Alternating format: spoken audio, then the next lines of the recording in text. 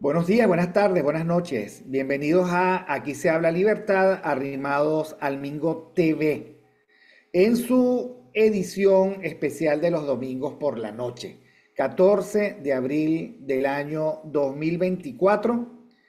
Arrimados al canal de Mingo, ya se los dije, el Mingo TV, con la producción ejecutiva de Catherine Manzano. Recuerden ustedes seguir el canal, darle like a los programas, tocar la campanita para que siempre estén atentos a los próximos episodios. Y bueno, sin más, tenemos nada más y nada menos que la compañía gratísima de Miguel Fontán.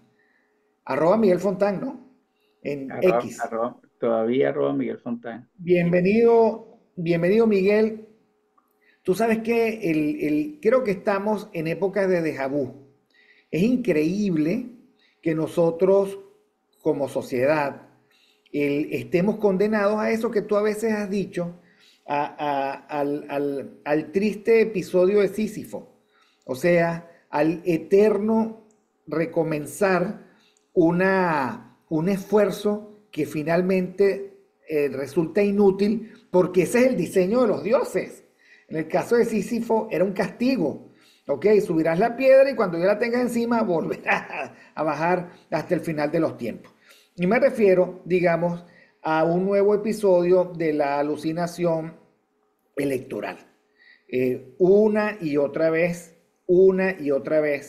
el, el, nosotros hemos, el, el, digamos, caído en la alucinación del curso electoral, aun cuando el sentido común dice que aquí no hay curso electoral. Entonces, y alrededor de eso se organizan rápidamente grupos de poder e influencia especializados en plantear que aquí sí hay curso electoral. Y por lo tanto se compran y se tragan de un solo bocado la agenda que le conviene al régimen. Y lo hacen con digamos, apostando a que la experiencia pasada fue olvidada y malversando y defraudando la esperanza de los ciudadanos, que es lo que finalmente es el mercado en el que se está transando esta, esta, este nuevo episodio de Más de lo mismo. Entonces, bueno, sobre eso quería conversar. Obviamente estamos entrando en un momento de alta polarización. El ajedrez, digámoslo así, está totalmente colocado.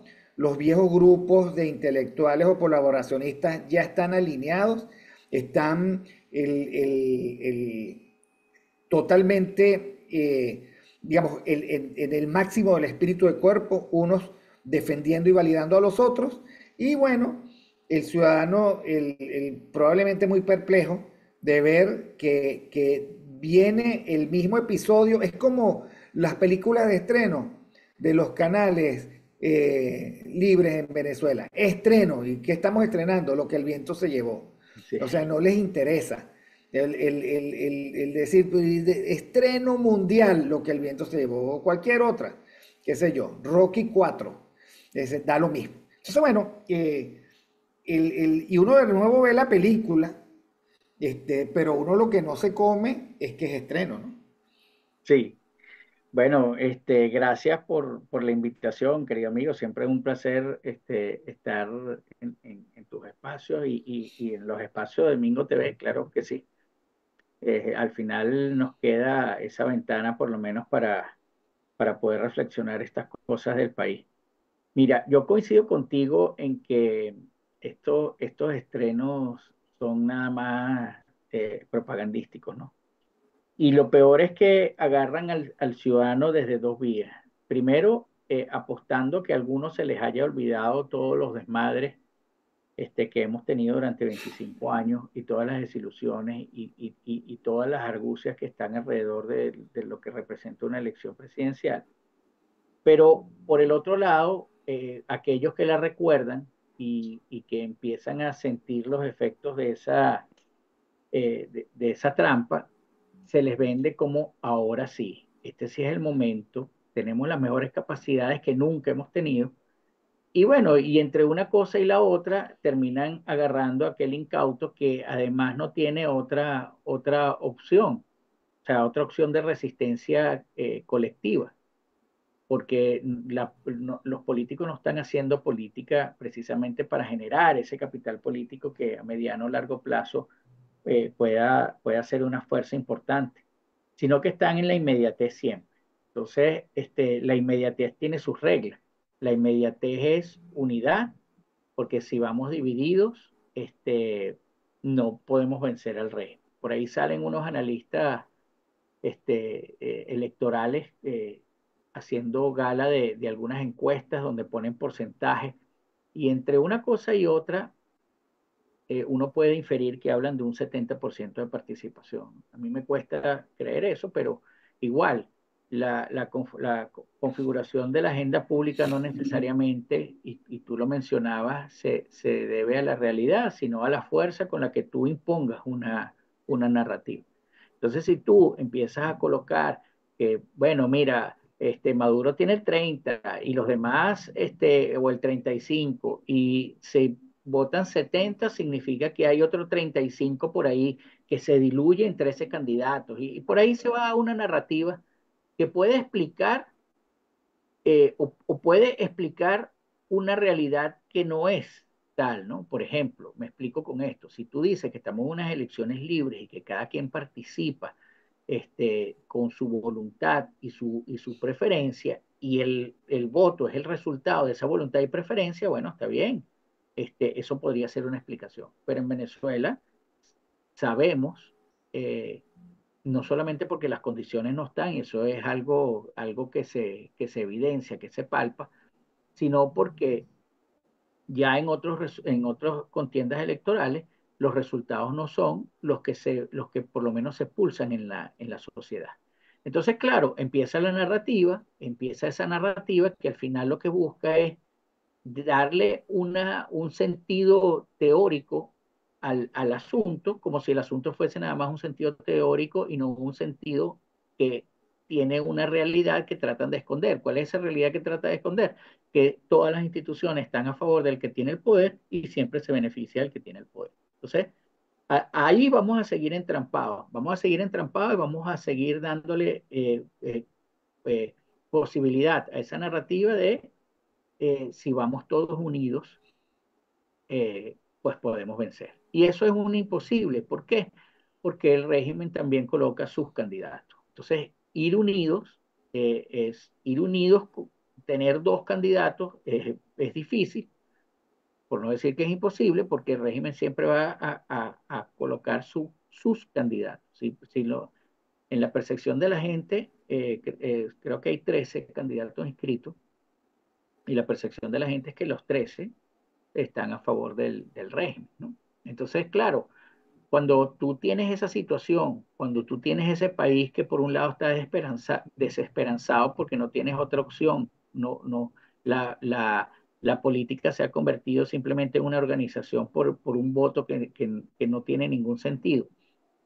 Solo te queda la apatía con la política, que es algo que cuando nosotros teníamos miércoles de perspectiva, tú decías que era el vacío, y Floris Caray muchas veces también lo mencionó así, el vacío en el que está cayendo la política. Entonces, ¿qué nos queda? Bueno, regresar a la política nosotros a través de nuestros espacios más cercanos, con nuestros amigos, con nuestras familias, y no debatir si el candidato es mejor, si yo voy a votar por este o por aquel, sino debatir los elementos que tiene que tener la política para que vuelva a tener sentido, pero además para que deje la posibilidad de que alguna persona pueda liderar ese espacio político sin entrar en las trampas del electoralismo, o sin entrar a abrazarse con todos los que precisamente conforman el primer anillo de seguridad político del régimen, que se llaman opositores. Sí, ahora hay una tensión o se plantea una tensión entre las necesidades de la realidad y la necesidad, por otra parte, de hacer una política plausible y viable. Me refiero a esto de la siguiente manera. Yo creo que a la política venezolana le hace falta una gran dosis de realismo que signifique reconocer lo que tiene delante como desafío.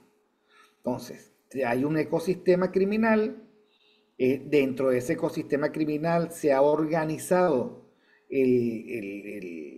digamos, un conjunto de relaciones de poder que se utilizan además al margen de cualquier límite legal. O sea, es un régimen de fuerza, de fuerza.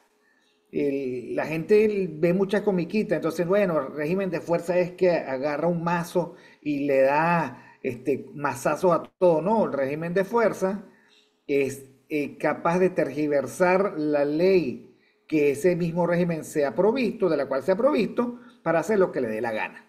Ok, sí, hay constitución, sí, hay leyes, hay congreso y de todo, pero eso al final son parte de una puesta en escena donde la realidad es efectivamente que se hace lo que ellos quieren porque ellos quieren sin más explicaciones. Entonces, creo que eso es lo primero. Tú no estás lidiando con algo diferente a eso. Y tú entonces caracterizas a esto es un ecosistema criminal, y entonces tienes que llevar un conjunto de consecuencias. Uno, estos no salen, estos no hacen elecciones. Yo, por conseguir un nombre, ellos practican rituales totalitarios. Y la gran pregunta es, ¿por qué lo hacen? Bueno, lo hacen porque viven en un sistema de relaciones internacionales donde eso está bien visto. ¿Ok? Aquí hay monarquías constitucionales en el mundo, qué sé yo, despotismos, tiranías. Entonces, claro, y regímenes democráticos y democracias populares. ¿Qué son las democracias populares? Aquellos sistemas en los cuales se simula la democracia, pero lo que hay realmente es una tiranía. Dejémoslo hasta allí. Entonces tú tienes aquí, por un lado, tienes que reconocer lo que tienes por delante. Un poco yo esta mañana estaba reflexionando sobre Sodorov, este filósofo, creo que búlgaro, no recuerdo ahorita, lo voy a buscar mientras converso contigo, donde él se planteaba lo siguiente: mira, yo viví un régimen totalitario, ¿ok? Y por lo tanto, a mí me correspondía, me refiero a Svetan Todorov, que es un filósofo búlgaro, sí, premio Princesa de Asturias, Ciencias Sociales, un filósofo interesantísimo. Él decía, bueno, ¿sabes qué? Yo me planteaba la satisfacción de mis necesidades vitales a través de la interlocución con un régimen que se me imponía. O sea, vamos a estar claros, a ese régimen nosotros le pedimos pasaporte. Si nos lo da, podemos salir del país. Si no nos lo da, entonces tenemos que sacar la cédula. Ese régimen a veces tiene la gentileza de tener algo así como un cuerpo de bomberos para apagar el fuego. ¿Ok? O sea, lo que quiero decir es que tenemos que empezar por reconocer que tenemos por delante un interlocutor de ciertas y determinadas características, que posibilita unos cursos de acción y hace absolutamente irrelevante otros cursos de acción. Y por otro lado, tenemos la necesidad de hacer política y salir de la circunstancia infeliz del polo que alguna vez se planteó entre participar en elecciones, abstenernos. La política es mucho más que eso. Y un tercer dilema que quiero incorporar, que es el tema del tiempo. Tenemos el régimen, tenemos la política y tenemos los plazos. Bueno, yo creo que siempre ha sido una trampa jugar a los plazos y a los tiempos del régimen, que siempre son de cortísimo plazo. O sea, no es casual que en abril digan que es en julio. O sea, te sofocan con el tiempo. Y uno, digamos, se hace un flaco favor si uno juega esos tiempos. Y entonces, parte del problema es que nosotros nunca hemos jugado a largo plazo. Y si hay una característica conspicua, así, determinante de los colaboracionismos, es que no les gusta el largo plazo, porque el largo plazo los desarma. Lo de ellos es el cortísimo plazo, que hace que su discurso y que sus argumentaciones sean más convincentes. Esto es lo que hay que hacer. Al final, Rosales es lo único que queda. Rosales no es tan mal político, no seas malo. Y al final, digamos, te están el colocando, si te dejas, en una situación en donde tú sientes que lo mejor que puedes hacer, dadas las circunstancias, es uno, ir a votar. Dos, votar por Rosales. ¿Ok? Olvidándose, alguno lo dijo hace poco, de que aquí ellos hicieron unas plenarias, unas primarias con las que se comprometieron y eso tuvo ciertos resultados.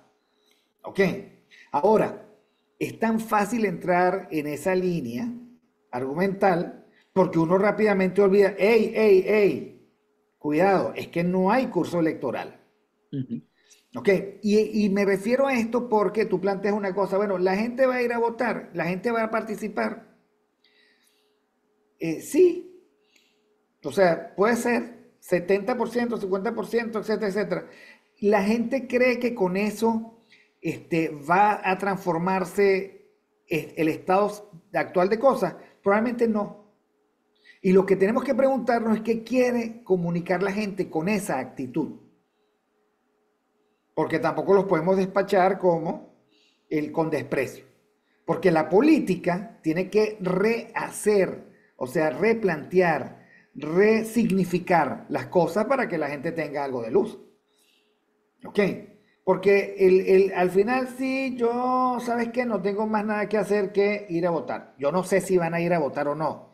Porque la pregunta de las encuestas es si las elecciones fueran hoy y estas fueran las condiciones. Es algo así.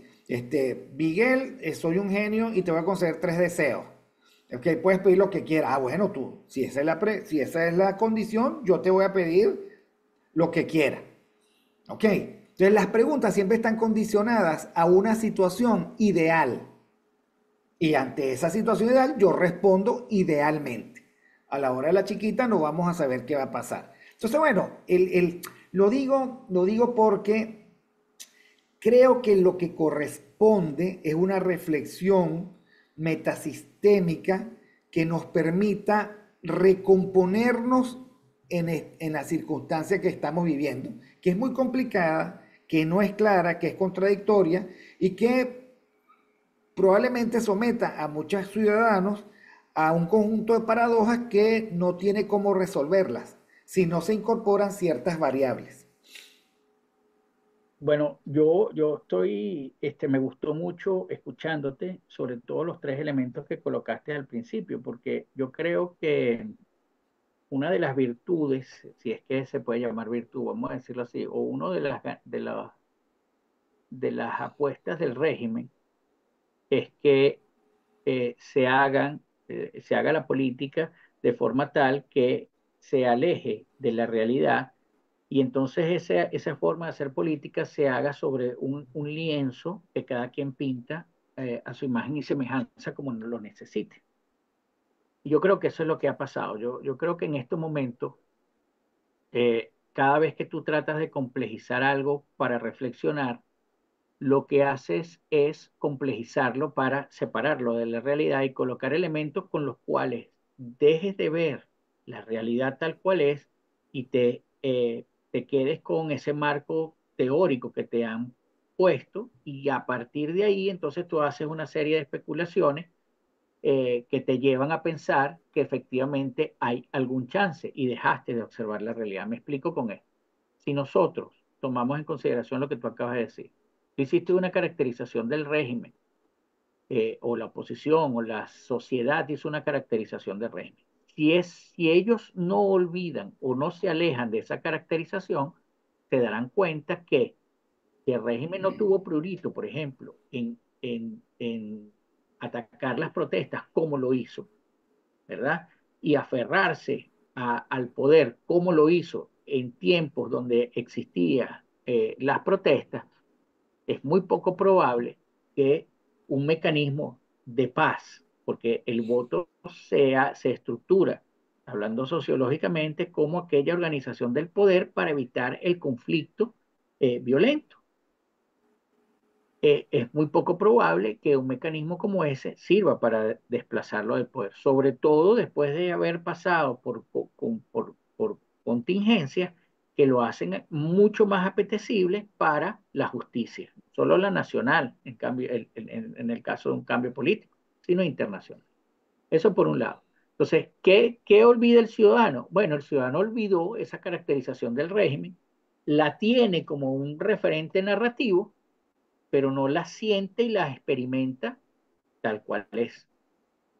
Después el otro elemento que tú colocas es el tiempo. Efectivamente, el régimen siempre te tiene en la cortedad del tiempo, porque la cortedad del tiempo no solo implica que tú no puedas reflexionar lo suficiente, porque siempre tienes que estar actuando en lo que sea, siempre tienes que estar en movimiento, las revoluciones son así, sino también implica que todo tu capital sea siempre contingente. Y ahí hago una pregunta. ¿Dónde reside la cosa pública en un sistema político que depende mayormente de una sola voluntad? Porque la cosa pública precisamente es de ese entronque de las necesidades de toda una sociedad que se empieza a configurar y busca los puntos más comunes y se empieza a formar. Pero si esa cosa pública está en un sistema político que depende mayormente de una sola voluntad, que es la que te pone el tiempo y es la que te pone las condiciones y es la que te pone los temas a tratar, entonces no hay cosa pública. Por supuesto que se disfraza de cosa pública, pero no existe. La cosa pública empieza a ser subyacente a la dinámica de la cotidianidad, de la supervivencia de cada quien, porque también hay un diseño sobre eso, y tú lo has dicho varias veces.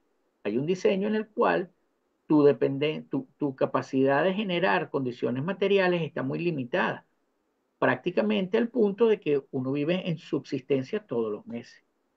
Entonces tienes que estar todo el tiempo pensando, si tienes que comprar una medicina, qué verdura tienes que dejar de comprar. Entonces eso también te genera a ti una posibilidad de no pensar realmente en la cosa pública, sino aceptar la cosa pública que te dice esa sola voluntad y en la cual la representación política olvida qué significa ser política, olvida la promesa de la política, porque al final la promesa de la política es la libertad y el bienestar de todos. Olvida eso y entonces empieza a configurarse a razón de la cosa pública que decide esa sola voluntad. Y la otra que tú decías precisamente es a raíz del voto. En esa estructuración de la realidad que hizo el régimen, en esa oportunidad que vio de complejizar las cosas, llenarla de análisis inocuos para despegarla de la realidad y olvidar lo esencial, lo fundamental, hicieron que el voto perdiera su significación dentro de lo que vale en un sistema democrático. Se supone, como dije antes, hay varias consideraciones. El voto es, por ejemplo, la organización de la lucha por el poder, pero también el voto, desde el punto de vista político, es la evaluación que se hace de un gobierno de turno. Si el gobierno de turno lo hizo bien, bueno, en los países que se pueda se reelija y si en los países que no pueda, sigue el candidato del partido que está de turno. Nosotros vivimos varias veces en la Cuarta República eso. Pero ellos quitaron esa significación y convirtieron al voto en una especie de ritual. O sea, sacaron la consideración democrática, la funcionalidad democrática, la significación democrática del voto y lo hicieron un ritual vacío. Entonces la gente que dice es como el que va a la iglesia. No todo el que va a la iglesia, por poner un ejemplo, encuentra reflexión en la palabra de Dios. Hay algunos que van a la iglesia, se asignan normalmente como un ritual, escuchan la misa y mientras están escuchando la misa están pensando cómo hacen para llevar el carro al taller o esta semana cómo se organizan y la palabra de Dios simplemente queda en un eco dentro de un lugar. Así es el voto.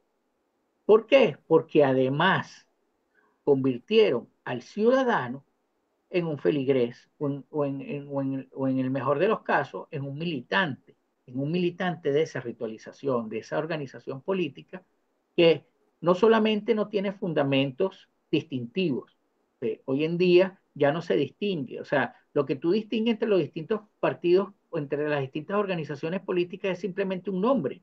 El contenido es exactamente igual. ¿Qué distingue primero justicia y voluntad popular? ¿Qué distingue a 20 de Primero Justicia? Bueno, hay unas narrativas que se pierden en la acción, unas narrativas que ahogadas en la tiranía de la necesidad se pierden en la actuación. ¿Y cuál es esa teoría de la necesidad? Bueno, parte por la ritualización del voto, parte por la contingencia permanente y parte por lo que la sola voluntad ha determinado para que la cosa, para tener una cosa pública y en consecuencia todo el mundo se organiza para hacerle una agenda a esa cosa pública que no obedece a la necesidad del ciudadano. Si nosotros tuviésemos de verdad una representación política, los problemas no serían ir a votar, los problemas serían la ineficiencia del servicio eléctrico, la ineficiencia de los servicios del agua, la ineficiencia de los servicios como Internet. Eso sería parte de una agenda pública, eso ya no aparece. Los problemas que nos acosan y los problemas que nos aquejan como ciudadanos quedan eh, eh, sometidos a la tiranía de la necesidad de la cosa pública que definió el que tiene el poder de definirlo porque es su sola voluntad la que vale. Entonces aquí ya, ¿cuándo fue la última vez que tuviste protestas por agua? Pero el agua no es que ha mejorado el servicio. ¿Cuándo fue la última vez que viste protestas por cortes del servicio eléctrico? Ya mucha gente se acostumbró a que sus aparatos domésticos se O estropearan sea, porque por es los que picos, por las la bajoras. gente cayó en cuenta que la protesta no produce resultados. Porque hay varias cosas. Coincido contigo totalmente. Hay algunas cosas que hay que incorporar. Una, la proposición del miedo, ¿ok? O sea, de la amenaza constante. O sea, entre las características del ecosistema criminal es que es capaz de infligirte daño independientemente de lo que tú hagas o dejes de hacer. Porque te monta un proceso. Y eso hace que la gente diga, y te monta un proceso en el que si te come la luz, puedes ser acusado, qué sé yo, de fascista, terrorista, traidor a la patria, etcétera, etcétera. O sea, ellos son hiperbólicos en la imputación, de tal manera de provocar también un miedo que restringe. Yo ayer o antier oía a un video del presidente, creo que se ve jefe Rominera o de Sidor, qué sé yo, ¿no? Entonces uno dice, oye, qué valiente lo que dijo. Es un burócrata, digamos, de las empresas básicas, reclamándole a su patrono que las cosas no van bien. Bueno, pero nosotros hemos visto cómo a los que lo hicieron anteriormente, los destituyeron, los apresaron, etcétera, y los anularon. O sea, la gente sabe, digamos, cuál es la verdadera trama, cuáles son los verdaderos peligros, y por supuesto, la gente, por lo tanto, se repliega a un nivel de supervivencia. El problema no es la gente, sino que los políticos que tienen, digamos, por razón de vocación, la responsabilidad de colocar los temas, no los colocan. No los colocan. Entonces el gran tema es, y allí, digamos, cuando tú lo planteaste muy bien, la situación da paso a la interpretación, pero no es lo mismo decir, bueno, esto es lo que nos tocó, y entonces yo me voy a someter a la paz autoritaria. El gran aporte de Sucre. ¿Ok? Y lo dijo, no sé cómo hacen para defenderlo, porque lo dijo clarito. Creo que este periodista Poleo, que es el hijo de Rafael Poleo, lo dijo, mira, lo que dijo, lo dijo. ¿Ok? Y lo dijo de manera tan clara que no hay forma de hacer. El profesor Abeleo dijo, bueno, pero léanse todos los textos y toda la obra publicada para que... No. Él dijo lo siguiente. ¿Ok? Algunos nos doblamos para no quebrarnos. ¿Ok? Y aceptamos como tal la paz autoritaria.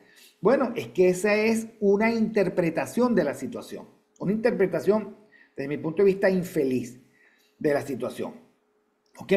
Otros dirían, frente a esto, nosotros rehacemos, digamos, replanteamos, barajamos la política de nuevo y entonces en lugar de someternos, planteamos desafíos concretos. ¿Ok? Pues lo que siempre he dicho, todo ecosistema tiene fragilidades. Bueno, está de anteojitos que la fragilidad de un ecosistema socialista son sus resultados. Entonces, Ujú. hay que hablar de eso. Ah, de eso no se habla. No se habla del agua, no se habla de la luz, no se habla del salario, no se habla de los derechos laborales, no se habla de la situación de los jubilados, no se habla de, de la quiebra de los servicios, no hablan de eso, sino que se han puesto a hablar de cosas que no son malas desde el punto de vista de la política, ¿no? Del reencuentro con la familia, o sea, se habla de un futuro luminoso, pero no se habla de un presente ominoso que es el que hay que resolver y combatir. Entonces, allí, y ojo, el político debe entender que hacer política en este país es plantear los problemas, ¿ok? Denunciar los problemas, ser la voz de los oprimidos, y aplastados por los problemas de hoy, sin caer en la tentación de, ok, vamos a contarlo. O sea, sin caer en la contradicción de darle un atributo al ecosistema criminal que no tiene, Ujú. que es, digamos, vocación de alternancia. Y tú lo decías también, el régimen ha logrado romper cualquier viabilidad a la alternancia porque él decidió nombrar a sus propios candidatos. Entonces, bueno, lo decía yo en algún programa de Mingo. Bueno, es el síndrome de Cómodo. Cómodo se creía la reencarnación de Hércules, ¿ok? Se colocaba una piel de león como sombrero, se lo colocaba en la cabeza para parecer un león y salía y él quería ser gladiador.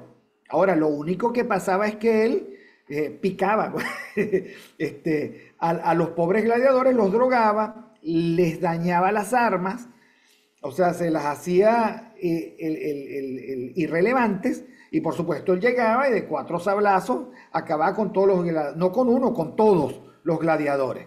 Lo que nadie sabía es que no es que era tan poderoso, es que era tramposo y Ujú. utilizaba el poder para quebrar, o sea, es decir, para apoyar, iba a decir, ¿no? Como el whisky que cuando está apoyado, para apoyar a sus contendientes que llegaban mareados, semienvenenados, medio muertos. Es como el toro de las corridas. El toro de las corridas sale herido ya, sale herido. O sea, cuando los picotean, sale con las banderillas. Bueno, esos son dolores que tiene el pobre toro. Vamos a estar claros, ¿no?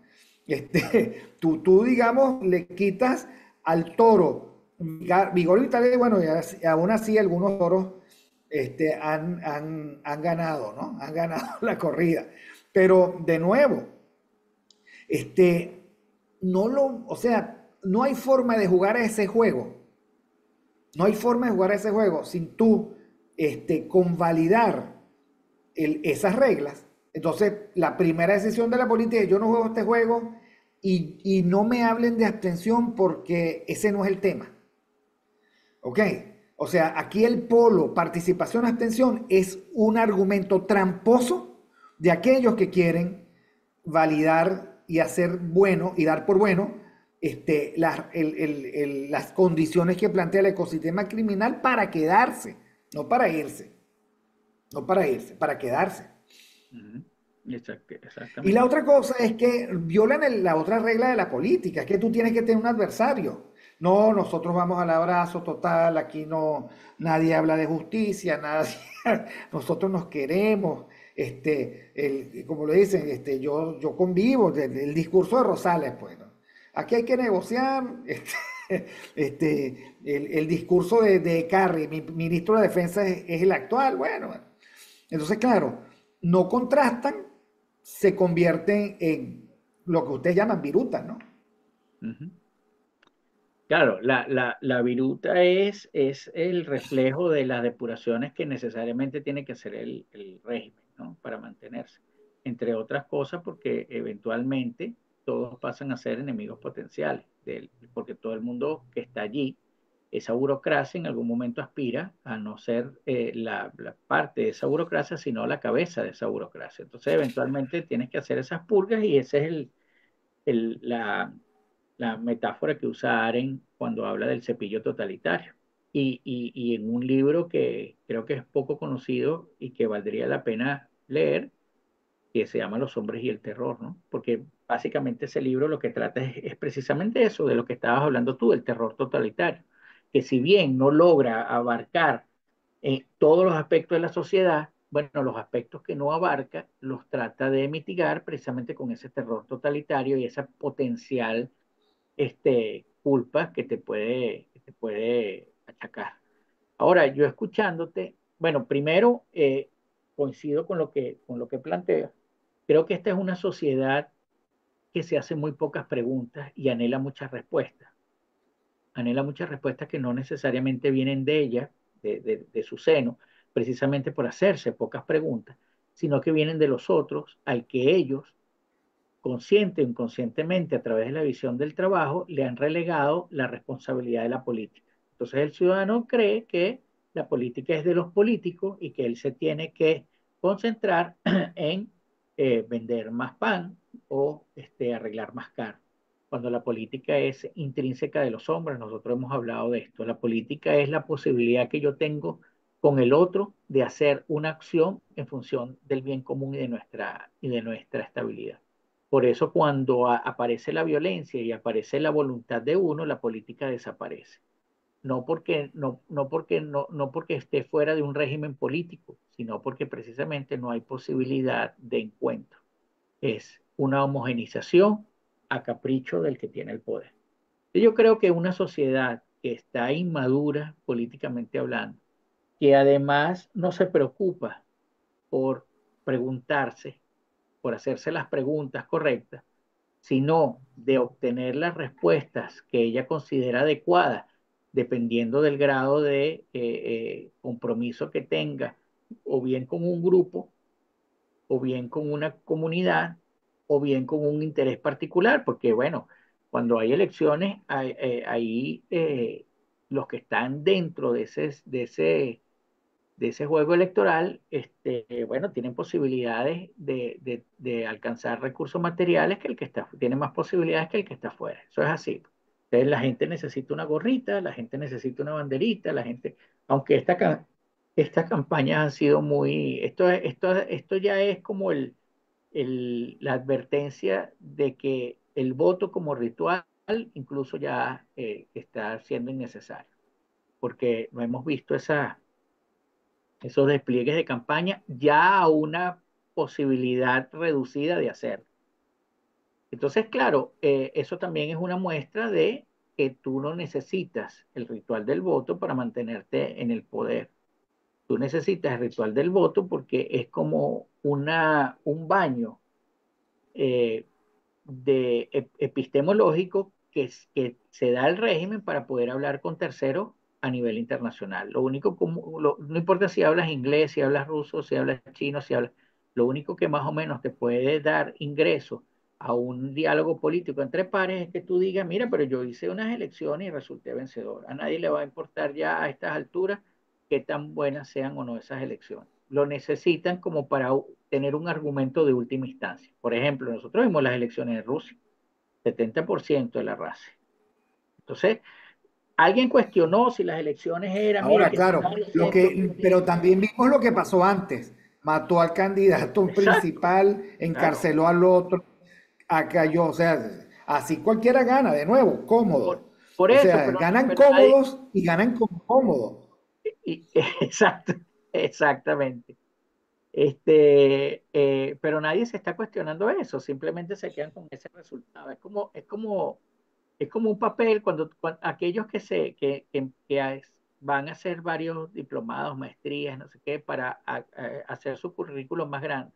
Nadie le está preguntando si cómo estudiaron, cuáles fueron sus notas. No, simplemente es el papel, mira, yo estoy acreditado. Bueno, las elecciones en países occidentales donde prevalece la libertad son una voz de la sociedad, no solamente para elegir a quién gobierna, sino para de alguna manera validar la gestión de gobierno que se hizo antes. Pero en regímenes como este simplemente es el certificado para tú ir a hablar con unos pares sin que te dé mayor problema. Entonces ahí nadie está preguntándose por el cuestionamiento de cómo lo hiciste. Entonces, claro, eso, y de ahí viene precisamente la crisis de la democracia. El que está en el poder depende de si se leyó bien El Príncipe y entendió lo que quiere decir Maquiavelo, bueno, tiene mucha posibilidad de quedarse ahí mucho tiempo. Entonces, nos estamos convirtiendo en una sociedad, a mi modo de ver, donde más posibilidades de ilustración hay, pero menos ilustrados estamos, en el sentido de, que decía Kant, de servirnos de nuestra propia razón, de tener la valentía de servirnos de nuestra propia razón para actuar. Entonces no utilizamos nuestra propia razón, no nos hacemos preguntas. Por ejemplo, como sociedad nos preguntamos cuándo comenzamos a preferir sufrir al autoritarismo en vez de contradecirlo. No nos lo preguntamos. Eso no quiere decir que no sea hoy en día complicado contradecirlo. Claro que es complicado, pero ¿en qué momento nosotros preferimos sufrir el autoritarismo en vez de contradecirlo? ¿En qué momento nosotros damos como un argumento orgulloso que nos sometimos a la paz autoritaria en vez de hacerlo como precisamente un argumento vergonzoso? O sea, lo hacemos como un argumento de mira lo bueno que hice, en vez de decir qué malo fue lo que hicimos.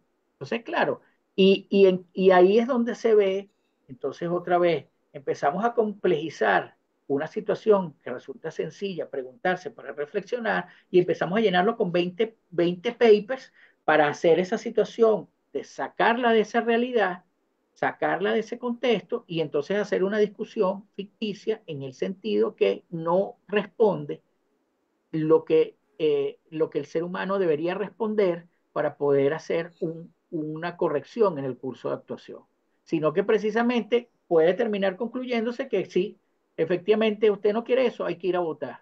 Y volvemos otra vez, nos olvidamos de la caracterización que hicimos, nos olvidamos de los tiempos como tú los planteabas y empezamos a ritualizar un mecanismo que es inocuo. Entonces, ¿de qué nos sirve que las espadas de los contrincantes de cómodo sean brillantes si no tienen filo?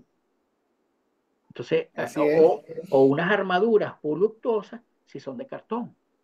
Entonces, claro, esas son las cosas que yo creo que la sociedad tiene que abocarse, hacerse las preguntas correctas, a regresar a lo que es la política en el sentido de las necesidades de la agenda pública, de su cotidianidad, al encuentro con el que está al lado. Y nosotros lo vemos una, mira, esto no hace falta verlo a gran escala. En una comunidad donde hay una junta de condominio, hay 3 personas que participan en la junta de condominio y el resto solo se acuerda del condominio cuando hay una luz quemada, el Se ascensor rompe está el tubo. fallando. Entonces, cuando tú pasas a ser un ciudadano que ni siquiera te interesa el asunto público de tu entorno más íntimo, ¿qué puedes esperar tú para un ciudadano que estamos proponiendo una alternativa de país? Yo me acuerdo, y esto no es nuevo, o sea, lo que pasa es que el chavismo, con todos sus desmadres, lo ha profundizado, pero eh, no sé si tú recuerdas que más o menos como el año, a finales de los 90 principios de los 2000 todas las encuestadoras tenían una pregunta que decía, ¿cómo cree usted que le va a ir a la economía en el país? Entonces la gente decía, no, mal, mal. ¿Y cómo cree usted que le va a ir a su economía? Y la gente decía, bien, bien, bien. Eso a mí siempre me pareció un indicador, pero también una aberración de lo que es un individuo haciendo conciencia del entorno en el que está inmerso. Porque no hay manera de pensar a largo plazo si tú crees que la política, que la economía de tu país va a ir mal y cada vez está peor y que a ti te va a ir bien. Porque eso denota 2 cosas. O tú tienes un privilegio dentro de esa economía en el que le vas a sacar mucho provecho a esa decadencia de la economía, o simplemente tú estás disociado, porque en ese momento no estás viendo lo que se te avecina como futuro. Y eso, por lo menos 5 años, las encuestas, cada vez que hacían encuestas, semestral o trimestralmente, colocaban esa pregunta. Y esa Bueno, porque pregunta, es que nosotros estábamos convencidos de que era posible ver la decadencia del régimen por Globovisión, sentados, pues, comiendo cotufa. Entonces, sí, el país, mira, están bombardeando al frente. Y tú lo exacto. ves por televisión, mira como el avión. Y por supuesto, eso es un error de aproximación, que supone, digamos, una necesidad de madurar. Por eso te digo, mira, el, el- a ver, la gente tiene que colocarse en la circunstancia de reflexionar qué es lo que está viviendo. Todorov, por ejemplo, tiene un libro sobre eso, ¿ok? Como muchos otros. Y él lo dice muy descarnadamente. Entonces, ahora, ¿cuáles son los déficits de realidad que los venezolanos, por ejemplo, exhibimos? Bueno, en primer lugar que nosotros creemos que una cosa es el régimen y otra cosa diferente es su oposición. Y la verdad es que el régimen integra, está compuesto, ¿ok? El ecosistema y tiene un rol que llamamos colaboración que es funcional al régimen, no funcional al ciudadano. Ujú. Entonces, cuando nosotros creemos que estos son nuestros representantes, nos estamos aferrando a un clavo ardiente que trabaja a favor del régimen. Y eso lo Exactamente. vamos a ver ahorita. Hay una nueva alineación, comenzó la temporada de la Costra Nostra, de los intelectuales, el que en bloque, ya en bloque, están diciendo hay que apoyar a Rosales, hay que, por supuesto, ir a votar, los culpables son los abstencionistas, y como lo acaba de decir hace 2 días, creo que Penfold, bueno, permítanme decirles, poco más, poco menos, que aquí el único que puede pontificar soy yo. Todos los demás, intelectuales abstractos, no tienen derecho. O sea, negando el debate, porque ellos saben que si la gente los trae a la realidad, ellos se mostrarían en el esplendor de sus harapos morales e intelectuales. Pero ya ellos están montados. Entonces, ¿qué es lo primero que uno tiene que ver? Mira, nosotros estamos sometidos a una lógica totalitaria que los incorpora a ellos, o sea, en la cual la oposición es parte de ellos. Y eso Claro. entonces probablemente nos coloque a nosotros en la experiencia de la soledad institucional de la que hablaba Juan Pablo II. O sea, estamos solos porque incluso aquellos que dicen ser nuestros aliados no son nuestros aliados, son los aliados del régimen. Ujú. ¿Ok? Y cualquiera además que tenga el coraje de aferrarse a ellos, termina esquilmado, maltratado, malogrado, termina como Juana de Arco. ¿Ok? Termina, digamos, sola en el lugar más duro de la batalla para que la agarren los borgollones, para que la quemen como hereje. ¿Ok? Algunos se ponen, bueno, pero ¿cómo tú vas a llamar Juana de Arco o Juana la Loca? Bueno, Juana la Loca es una persona que nunca tuvo sentido de realidad y que fue víctima de su papá y de su esposo, ¿ok? Dijeron, tú efectivamente eres la reina, pero de este palacio no sales porque estás re loca. Nunca, nunca la desconocieron. Todos gobernaban en nombre de Juana Sí.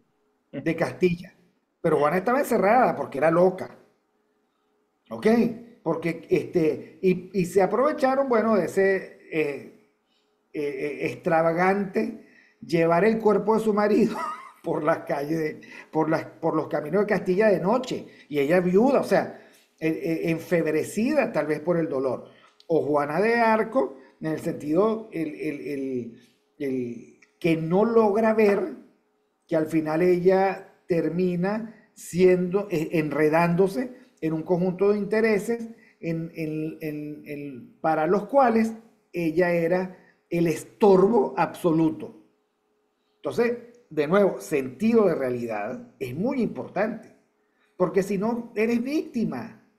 O sea, eres víctima y no importa lo que tú signifiques, tú tienes que entregarle al país, por cierto, una resignificación de tu liderazgo y de tu apoyo, que te permita salir del charco en el que tú mismito o mismita te metiste con el tema electoral, porque no hay curso. O sea, No, ¿cómo es posible que esté planteada una discusión cuando me inhabilitaron? Por supuesto, no permitieron la inscripción de mi, o sea, y todavía sigue diciendo que hay curso electoral, algo falla en esa capacidad de análisis. no, bueno, Porque allí se vio, como dicen los muchachos, la Matrix, ¿no? La exacto, Matrix se vio allí, se vio allí. Ahora, de nuevo, jugar a eso era llegar a eso, porque claro, lo que no claro, debió haberse planteado nunca fue eso, fue ese juego, porque ese juego no tiene solución. Es un cubo de Rubik truqueado, o sea que no vas a poder ordenar nunca. sí. Y Yo, entonces yo iba, yo iba a decir justamente eso que tú dijiste, o sea, entrar en ese juego era llegar a ese derrotero, o sea, no había otra. es llegar. Ah, bueno, pero nosotros somos los malos porque lo dijimos. Sí, sí, O sea, los malos nosotros somos somos, nosotros. Y mira claro, esto, como dicen que es muy femenino, no importa. Te lo dije. Es que yo lo di, te lo dije. ¿Me explico? Y tú puedes decir lo mismo, te lo dije. Y Mingo puede decir lo mismo, te lo dije. Ahora, a quien nunca le dieron una entrevista fue a Mingo. ¿Ok? Porque es que una cosa es decirlo y otra cosa es hacerlo. Si tú quieres ser el líder del país, tú tienes que enfrentarte y someterte al pluralismo y no a los yes men que te rodean. ¿Ok? O sea, el enfrentarte a la crítica, porque eso es la política. Entonces, claro, si tú vas a jugar a la política dentro de la lógica totalitaria, que tú dices combatir, pero es tan totalitario como lo que estamos fritos. Entonces aquí, digamos, hace falta mucho desierto para depurar y para tener un liderazgo que entienda qué es lo que nos está pasando y que se comprometa a ese plazo, que no es el plazo del régimen, no es el plazo de lo inmediato, porque en lo inmediato estamos todos sometidos, comprometidos, comprometidos. sometidos o involucrados en esta circunstancia. Ojo, me parece absolutamente deleznable y deplorable decir yo me doblo para no partirme, porque cuando lo dice Sucre, lo único que demuestra es que él está no partido, moralmente, quebrado moralmente. Y eso es una tragedia. Y cuando todos los que defienden a Sucre salen a decir lo que dicen, nos muestran que hay una quiebra moral brutal en un grupo que se autoatribuye como monopolio el espacio intelectual, que se pague y se da el vuelto, que dejó de pensar hace tiempo, de reflexionar éticamente hace tiempo. Pero ellos son los que se nos venden como la parte decente del país.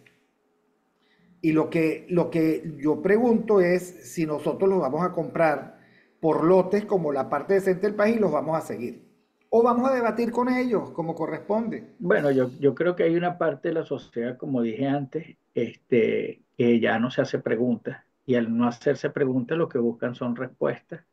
Y si las respuestas vienen de grupos afines, de moda, pues las asimilan como suyas sin ningún prurito. Y eso no es de ahora, eso es de siempre. O sea, muchos de los que leían, por ejemplo, cuando existían los periódicos, que yo estoy seguro que en tu casa era una tradición, en mi casa también, yo crecí viendo a mi papá leer el Universal, más que todo. Y también crecí viendo cómo se leían las columnas de los columnistas, valga la redundancia, y después se discutía la pertinencia de esas palabras o no. Se procesaba, se hacían las preguntas entre mi mamá y mi papá, y a veces estaban mis tíos.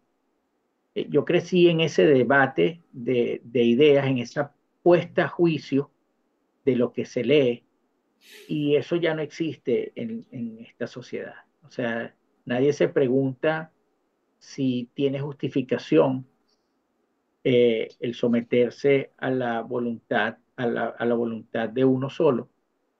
Y no solo someterse, sino preferir sufrir esas consecuencias de ese autoritarismo que contradecirlo, como preguntaba antes.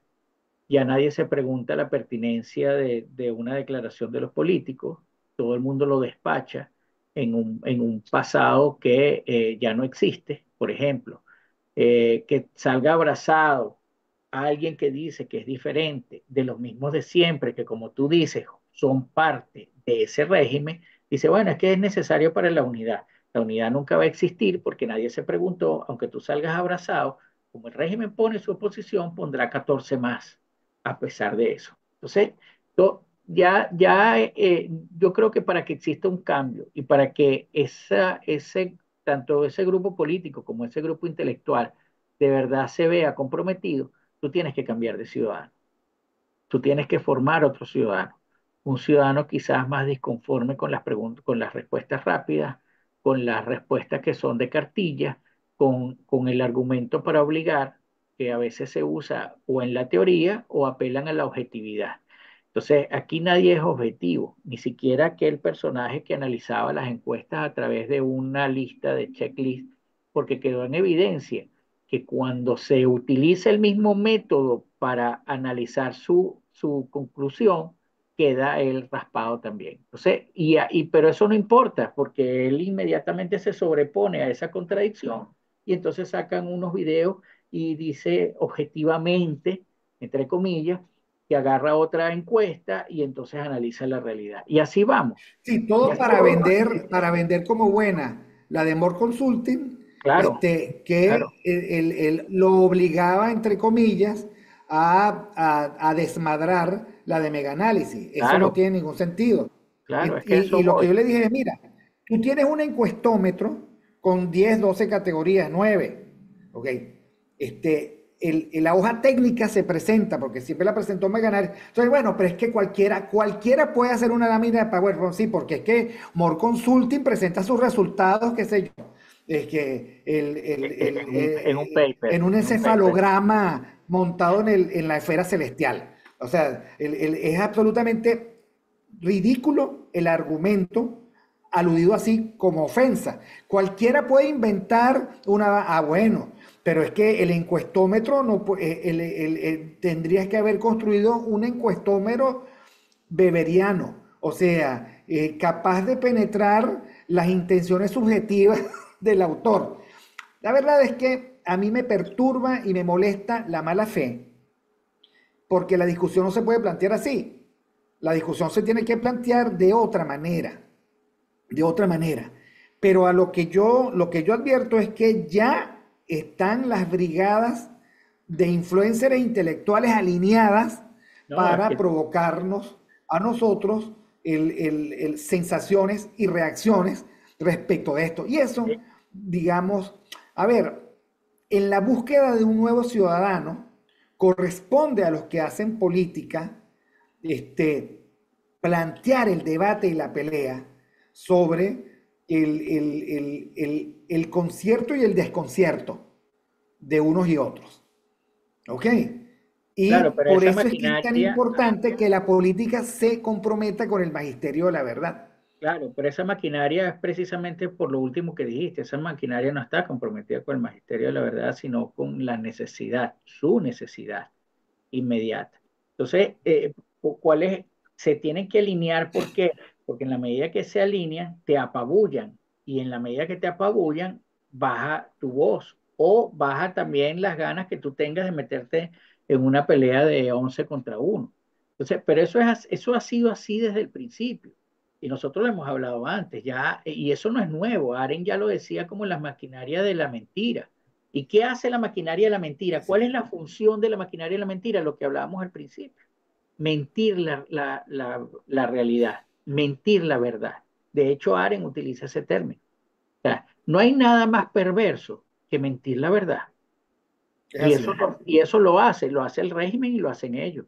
Entonces, cuando la cosa se le complica, mientras ellos piensan en una forma de mentir esa verdad, lo que hacen es apabullarte con, mira, pero léete aquello, léete, tratando de alejarte el contexto, ¿verdad?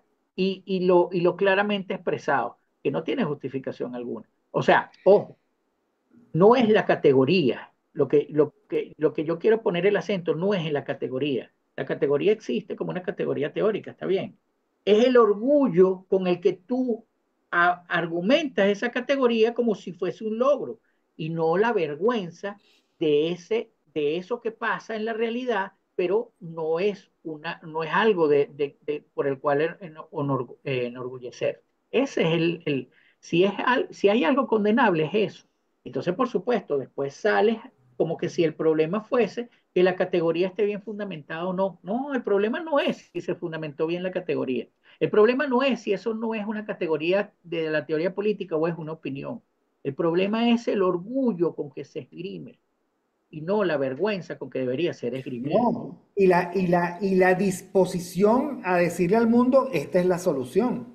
Miren Claro, qué bien me va. Me entonces ahí googleé volvemos. para no partirme, porque esta es la paz autoritaria que nos toca vivir. Claro, lo peor Y es tú que... estás conversando,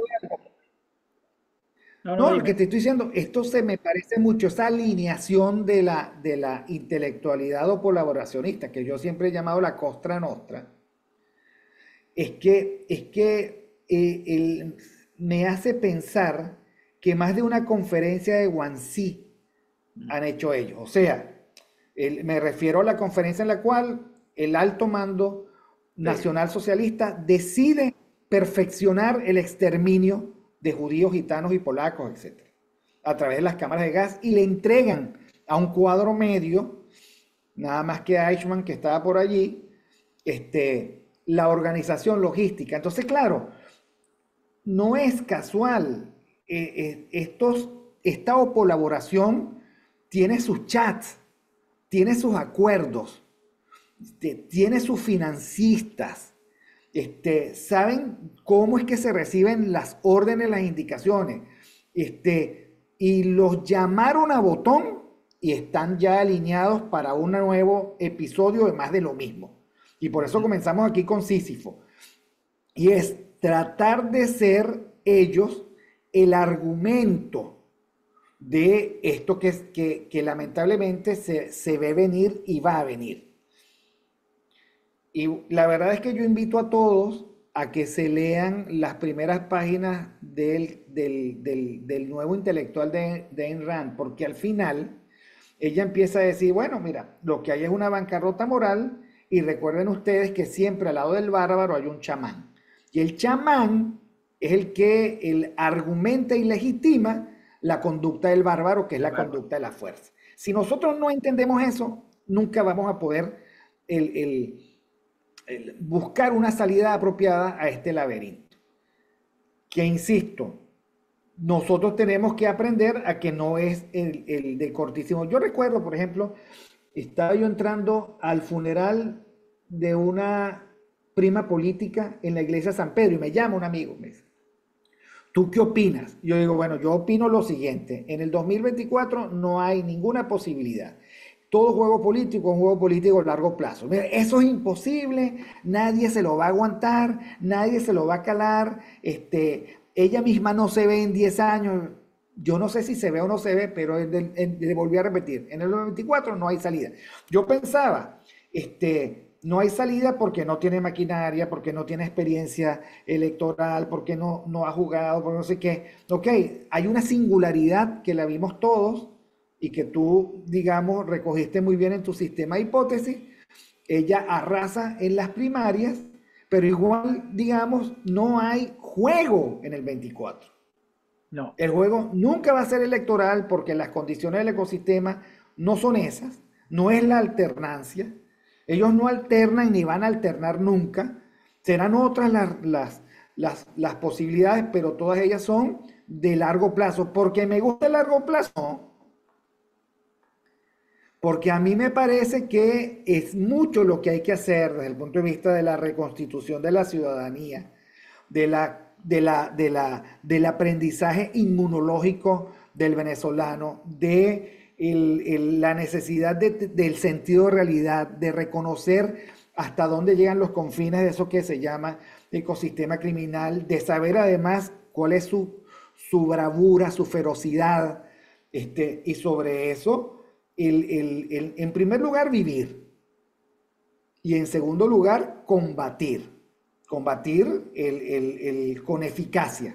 que probablemente es un combate, el narrativo donde les duele, porque de verdad, si te digo, no hay sistema social que no tenga fragilidad. Lo que pasa es que nosotros siempre hemos creído, y la fortaleza del sistema social es la inmediatez. La debilidad es el largo plazo, porque no lo tienen. Entonces nosotros, ya tranquilo que yo voy a jugar en el largo plazo. ¿Ok? Pero para eso hace falta una grandeza que todavía no hemos logrado refinar y una vocación de sociedad que no tenemos. Sí, Porque no exacto. es que yo llegue a la tierra prometida, es que el país algún día logre liberarse. Y en el camino yo tengo que dar mi parte. Ahora tú sabes que dice Penfold y los demás, el último ataque, es que ustedes no hacen nada, como te decían a ti, no te he visto que hagas nada sino escribir Twitter, como te decía Sucre, porque es que el Siri le ha echado un cerro de bola. O sea, él es, digamos, él es la encarnación de la canción del elegido, por lo visto, ¿no? Ok, que iba librando batallas ¿cómo que se llama? Con su, no sé qué vaina es. Entonces, no vale, ¿no? Es que esta batalla se da aquí y así, porque nosotros tenemos que depurarnos desde el punto de vista de nuestro sentido de realidad, de nuestra versión de cómo es que se sale de esto y de nuestra convicción de país, porque por eso es que lo que dice Miguel Fontana es muy importante. Aquí no hay me va bien, nos va mal. Aquí hay yo doy mi parte Para que nos vaya bien. porque sé que mi parte de hoy, en algún momento del futuro, va a lograr la liberación del país. Y como lo decía Luther King, que me parece, digamos, su discurso más importante, no fue el discurso del yo tengo un sueño. El discurso más importante es cuando él dice, Dios me ha concedido a mí ir a la cima de la montaña y ver en el horizonte la tierra de libertad que merecemos. Yo a lo mejor no llego. Ya para mí eso no es importante, porque yo estoy seguro que Dios me ha permitido ver el futuro que vamos a tener. Al día siguiente lo mataron, al día siguiente lo mataron. Pero fue profético en la misma medida en que efectivamente, llegado el momento y con contradicciones múltiples, se superó esa condición terrible de apartheid en la que vivían los negros norteamericanos. Bueno, pero a ver, hay que tener esa grandeza, no la pequeñez de que sin mí no hay No, política. no, Eso es lo que hay que... es que parte, yo creo que si se puede hacer unos primeros pasos, eh, uno es observar la realidad tal cual es y hacer el diagnóstico de esa realidad y aferrarse a ese diagnóstico para evitar que la sobresaturación te aleje de eso y te ponga a discutir las cosas que no son. ¿Ok? Por ejemplo, y yo creo que lo hemos hablado antes, toda discusión sobre aspectos electorales dentro de este sistema resulta inútil. ¿Ok? Toda consideración. Porque además las consideraciones pasan a ser las justificaciones de la propia perversión del sistema. Entonces, entrar en eso es entrar en esa justificación. O sea, cuando digan mañana, no, mira, volvió a ganar Maduro por 60%, 54%, no sé cuánto le pondrán, dirá, el argumento será, es que la oposición fue dividida. Y ahí volvemos a empezar otra vez, ¿no? El tema de la unidad. Nosotros le hemos dicho, no es la unidad per se, es la calidad de esa unidad. Porque si tú te vas a unir si tú quieres que no exista más maltrato animal y te vas a unir con los que gozan maltratando a los animales, de ahí no vas a salir, no vas a sacar nada. Eso por otro lado. Y yo creo que lo más importante, que es un poco en lo que hemos estado, es lograr dentro del espacio de cada quien, lograr que la gente empiece a reflexionar y se haga las preguntas y busque responderlas por ella misma y cuestione lo que escucha. No lo acepte bueno, a mí me cae bien Víctor Maldonado, todo lo que diga Víctor Maldonado yo lo voy a seguir, porque me cae bien, ya yo no lo cuestiono. Eso no puede ser. Si nosotros queremos de verdad enfrentar el momento que tenemos, el momento que está hegemonizado por una sola voluntad, no solamente a nivel institucional, sino al nivel de las relaciones sociales, nosotros no podemos seguir yendo por el mundo como si fuésemos unos militantes de algo. Nosotros tenemos que cambiar esa actitud de ser militantes de algo. Nosotros tenemos que hacernos preguntas, tratar de responder las preguntas, tener pensamiento crítico, tratar de cuestionar, ser inconformes con las respuestas y así vamos construyendo eh, eh, eh, nuestro propio pensamiento. Pero además, y tú lo has dicho y bueno, varios lo hemos advertido, el tema moral no es un tema de etiqueta. El tema moral es necesario porque si en esa moral que debe apuntar siempre hacia la vida digna de ser vivida y hacia el respeto del otro, de la dignidad del otro, este, siempre vamos a tener la problemática del todo vale. Entonces, cualquier acción que vaya en contra precisamente de la dignidad, bueno, todo vale porque hay que sumar. En estos días, recordando el tema de la condena de Cliver Alcalá, me vino a la mente cuando este Aveledo, por ejemplo, lo llevó a la UCAP y lo puso como un orador importante porque teníamos algo que escucharle a él. Resulta que la condena, este, si alguien la ve, por lo menos se tenía que preguntar si en aquel momento él engañaba a la gente haciéndolos pensar que él no era culpable de nada. Y si no, y si en aquel momento se sabía que era culpable, bueno, lo que tenemos que pensar es que qué estaba pensando esa oposición de tratar de incluir en su fila a alguien que precisamente despreciaba la dignidad humana y despreciaba el valor de la vida digna de ser vivida. Entonces, las lecciones para reflexionar nos sobran en estos 25 años, desde colaboracionismo hasta sumas que lo que hacen es restar. Están allí, la gente las puede analizar, las puede pensar, el asunto es que quiera hacer y el asunto es que no se conforme con el olvido, el asunto es que no se conforme con qué es lo que está diciendo mi grupo preferido ahora para abrazarme a él y el asunto es que no tenga la voluntad y la valentía, en el caso en palabras de Kant, de servirse de su propia razón para vivir en el mundo y actuar en consecuencia. Ese es nuestro gran déficit político, no parte de la calidad de la discusión política que tengamos. Nuestro déficit político parte de que ni siquiera nuestra propia razón es una singularidad que parte de nosotros, sino es un acto colectivo que nosotros asumimos como singular. Bueno, yo creo que con esa nos vamos a quedar porque nos pasamos de larguísimo en este programa, pero gracias Miguel Fontán por haber hecho tan grato No, gracias. este especial del domingo 14 de abril del año 2024 en Aquí se habla libertad, arrimados al Mingo TV, el canal de José Domingo Blanco y Erika Mendoza Tobar, que pueden conseguir ustedes en X como arroba Mingo Piso 1 y arroba Ementov y en Instagram como arroba Mingo TV y arroba Erika Mentov.